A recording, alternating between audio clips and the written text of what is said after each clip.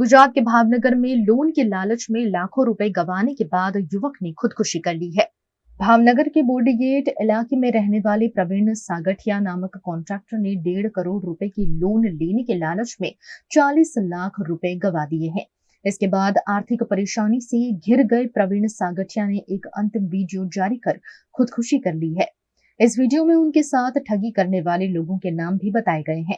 इस मामले मृतक की पत्नी हंसा सागठिया ने 4 लोगों के खिलाफ मामला दर्ज कराया है। पुलिस द्वारा सुसाइड नोट और वीडियो के आधार पर आगे की कार्यवाही शुरू की गई है।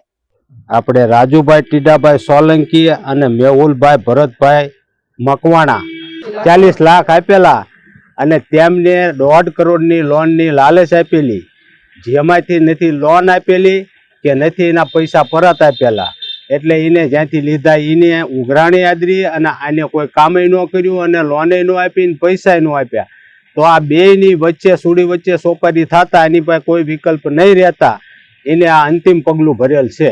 માંગણી અમારી એવી છે કે અમારા પૈસા આપેલા એ અમને પાછા આપે અને અમારા બાળક બાપ જે દીકરો ગયો એને ન્યાય મળે। 1.5 કરોડની લોન આપવાની વાત હતી। યુનિયન બેંક બોલે છે, આ બેના નામ બોલ્યો એ ભરતભાઈ અને મેહુલભાઈ।